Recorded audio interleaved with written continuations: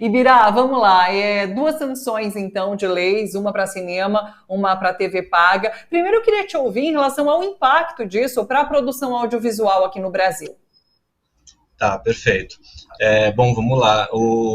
Na verdade, o impacto ele é maior para a ponta final, que é justamente essa ponta da exibição, da distribuição, né? A produção no Brasil, ela vem num crescente desde os anos 2000, quando começou toda a política de fomento mais consistente do audiovisual, com a criação da Ancine e com a consequente criação do Fundo Setorial do Audiovisual, e uma série de outras legislações, inclusive não só em nível federal, mas também em nível local, municipais e estaduais, que contribuíram com um aumento constante da produção nacional. Mas a gente sempre teve esse problema nessa ponta final, que é a ponta da exibição. E esse problema foi ficando cada vez mais complexo conforme justamente nosso número de produções foi aumentando. A gente está hoje chegando perto de um número de cerca de 200 filmes produzidos ao ano, finalizados ao ano, e isso gera um gargalo muito grande na exibição, né, na hora do filme chegar nas salas de cinema. Então, a cota de tela, ela não serve só para aliviar esse gargalo, ela vem também como parte de um entendimento de que a gente precisa garantir o direito à própria produção cultural à população. Isso está na Constituição também. Então, acho que a cota ela vem para cumprir uma obrigação muito básica mesmo, de acesso à cultura. Nos cinemas, principalmente, eu vi que tem um aspecto dessa lei que é trazer o filme nacional em horário nobre, porque muitos cinemas colocam o filme nacional num momento em que realmente não tem público. Então tem esse aspecto também que é importante. Exatamente, acho que quando a gente fala de garantir o direito ao acesso, ele precisa ser universalizado não só em relação às salas em si, mas em relação aos horários de disposição realmente dos filmes. O dono de uma sala de cinema, a via de regra, ele vai cumprir uma regra que ela é básica de mercado, como se fosse literalmente um mercado. Vamos imaginar um supermercado, você tem lá as prateleiras, você tem os produtos, se você tem um produto que está vendendo menos, ele vai talvez colocar ali em umas prateleiras mais afastadas, justamente, que seria o equivalente a um horário mais cedo, ou vai tirar da prateleira, que seria tirar de cartaz, ou nem colocar, né? A questão é, qual que é a regra que vale dentro desse mundo do mercado livre, em que você... Por que algumas pessoas, ou seja, por que a nossa população vai escolher consumir alguns filmes e não outros? E isso diz respeito muito aos volumes de publicidade que estão envolvidas, a todo o marketing que os filmes comerciais vêm vinculados, e o cinema brasileiro não consegue alcançar esse mesmo lugar.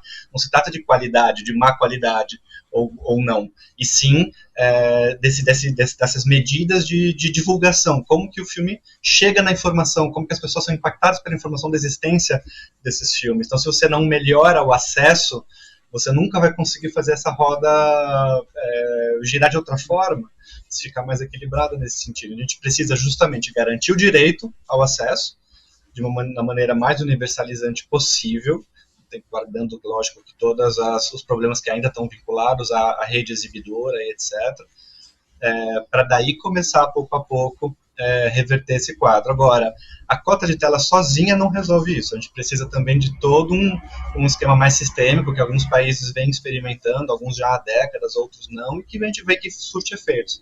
A cota é um primeiro passo. Aí a gente tem que dar agora os passos seguintes. Fala brevemente sobre esses próximos passos. A cota não é suficiente. O que precisaria ser feito? Vamos supor, assim, por exemplo, vou pegar o exemplo da França, que talvez seja o mais consistente nesse sentido, justamente porque ele vem de décadas, ele é uma política nacional, independentemente de partido, né, política de governo, né? Na França, para o cinema independente, quando ele é programado numa sala de cinema, aquele exibidor, dono da sala de cinema, que programa um filme independente, não importa se o filme, na verdade, é francês ou não, é cinema independente, ou seja, todo cinema independente não vai ter a mesma capacidade de marketing, de divulgação dos filmes comerciais grandes, né? Então, qualquer filme independente, quando o exibidor na França programa o filme, ele ganha uma isenção de imposto. E essa isenção de imposto é progressiva ao longo do ano, conforme ele programa mais filmes independentes. Fora isso, ainda falando sobre a França, eles têm também a cota para o cinema nacional, né? Sim. Então é isso, você tem a cota, mais a isenção de imposto para o exibidor, porque o exibidor ele precisa ser recompensado, porque se o produto vai vender menos, Então, como que ele é recompensado dessa forma? Porque a gente precisa, de qualquer maneira, garantir o acesso à população.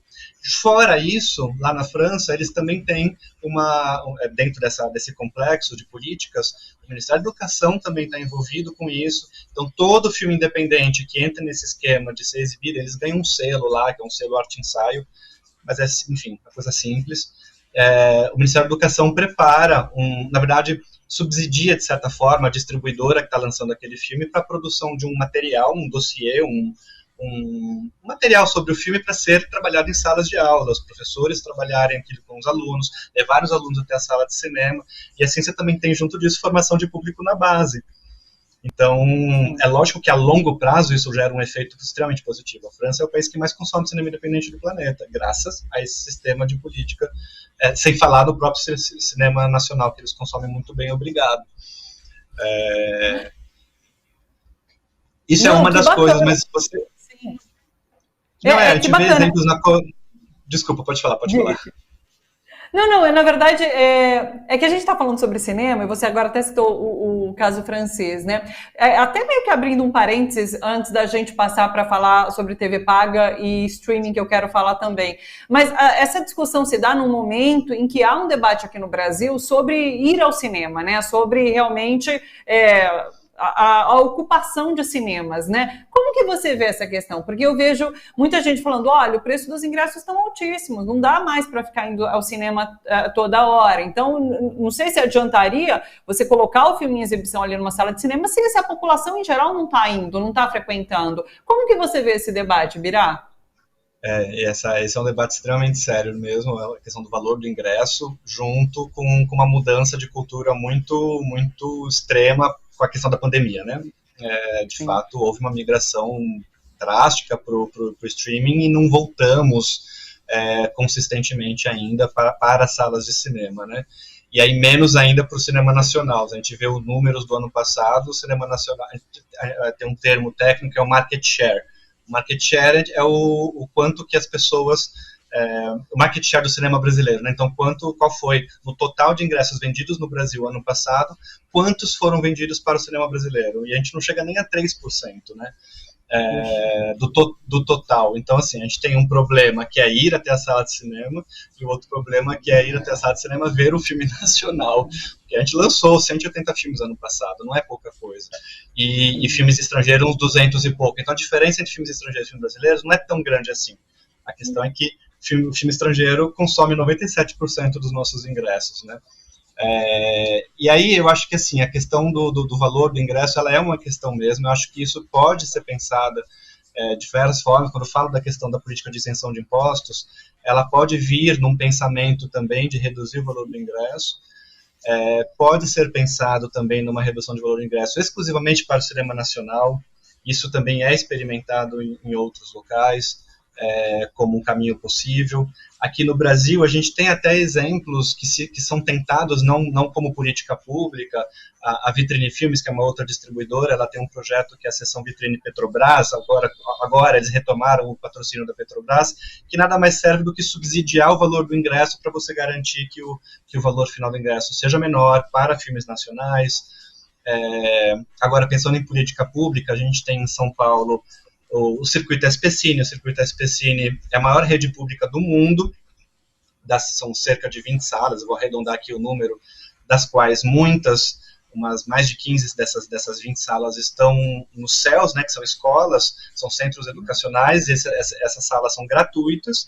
As outras, que estão em espaços culturais, aí o ingresso é R$1, R$2, R$4, ingressos muito baratos. Isso não significa, ainda assim, que a gente consiga ter um público para o cinema nacional nessas salas grandes.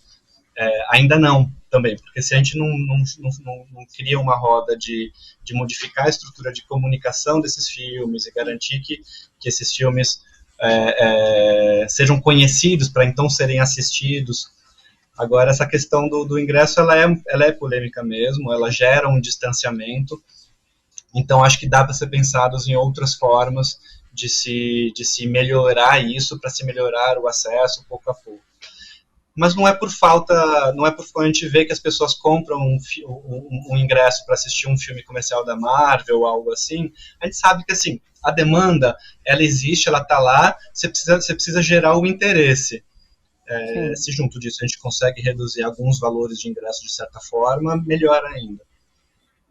Você citou esse caso da França, né, com a parceria com o Ministério da Educação para formar essa base, né, de público. Isso é muito interessante, realmente. Eu acho que é isso, é essa cultura de frequentar o cinema que talvez a gente tenha perdido durante a pandemia. Tem uma juventude aí que está muito afastada, né, também desse espaço. Enfim, são várias as questões. Deixa eu migrar agora para a TV paga e streaming, porque a gente vê que a produção de cinema brasileiro, ela é grande, ela é bastante extensa, né? Então tem esse problema talvez do escoamento que está se tentando resolver. Como que é a questão de produção para a TV paga e para o streaming, né? Caso isso vá acontecer agora futuramente. Movimentaria muito mais o setor audiovisual, não? Porque geraria muita demanda, no caso. Com certeza, e pensando em cinema independente, justamente, se a gente faz pouca renda com o cinema, porque a gente acaba tendo pouca bilheteria, né, dado esse cenário que a gente acabou de entender, mais ou menos, na hora que a gente consegue licenciar um filme para um canal de TV paga e consegue vender um filme para uma plataforma de streaming, a gente tem a chance de ter uma recuperação de renda, na verdade, até muito mais consistente do que a de bilheteria. Enquanto a gente não resolveu o problema de público nas salas de cinema, essas outras janelas, que é a televisão e as plataformas, são janelas que podem trazer uma razoável renda para os nossos filmes. Então, se já existe um gargalo nas salas de cinema, o gargalo é maior ainda neste momento para os canais de televisão e para as plataformas. Isso estou dizendo no nosso cenário de distribuição independente do cinema nacional, né? Quando eu falo, né, dos cerca de 200 filmes que a gente produz ao ano, uma porcentagem muito pequena desse total são filmes comerciais brasileiros. Esses filmes comerciais brasileiros têm o trajeto bem trilhado, eles vão ter uma razoável bilheteria, apesar de que todo o cinema nacional foi muito impactado com a pandemia, né? Mesmo o comercial. Somente agora a gente conseguiu bater a marca de 1 milhão de espectadores com me fugiu o nome, o filme com a Ingrid Guimarães, Minha Irmã e Eu acho que é esse o nome. Isso. Bateu 1 milhão, mas antes era mais comum a gente alcançar esse número anualmente, né? Então talvez a gente seja um bom resultado da gente estar, pelo menos na parte comercial, recuperando um pouco do público, e esses filmes chegam depois nas plataformas, já é um caminho que já vai trilhado. Então, o cinema independente, que são os 85%, 90% das produções nacionais, com muita sorte vai chegar num canal de TV e vai chegar numa plataforma, numa boa plataforma, porque a gente pensa que de plataformas, a gente tem o Google Play, o YouTube Movies, o iTunes, as plataformas das operadoras, que é a Claro TV, o Oi Play, Vivo Play. Esses, qualquer filme, vou colocar aqui entre aspas, qualquer filme consegue chegar. Agora, quem é que assiste nessas plataformas? A gente também tem uma modificação muito grande por conta também da pandemia, que a pandemia ela solidificou o caminho das plataformas, das grandes plataformas, ela provocou o surgimento de grandes plataformas. Essas plataformas você precisa assinar para assistir, então você assina algumas plataformas e você não vai alugar um filme separado, isoladamente. A pessoa ela está acomodada, o consumidor está acomodado a assistir os filmes que ele já paga assinatura lá dentro. É muito mais barato você assistir o que já está dentro da plataforma, porque você já está pagando uma assinatura mensal. Sim. Então, a gente também não tem a cultura de alugar os filmes.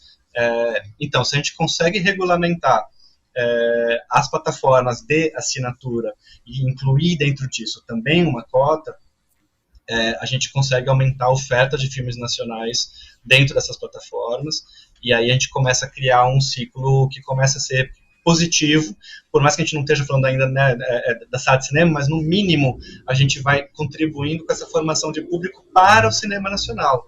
Acho que tudo se soma.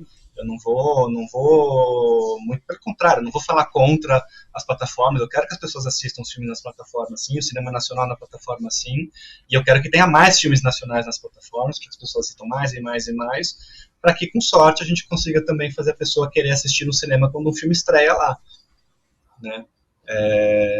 pensando nessa questão sistêmica de todo um complexo, né, de legislações. Ibira, sabe que acho que todo jornalista já ouviu em algum momento que os jornais impressos vão acabar, né? E eu fico me questionando se vocês do audiovisual não escutam isso sobre o cinema, porque não sei se é uma coisa substituindo a outra, ou paralelamente elas vão coexistir. Como que você vê? Essa é a hora que a gente dá aquele sorriso nervoso, né? E tem que disfarçar uma lágrima que tenta sair assim sem querer. É assim, ó,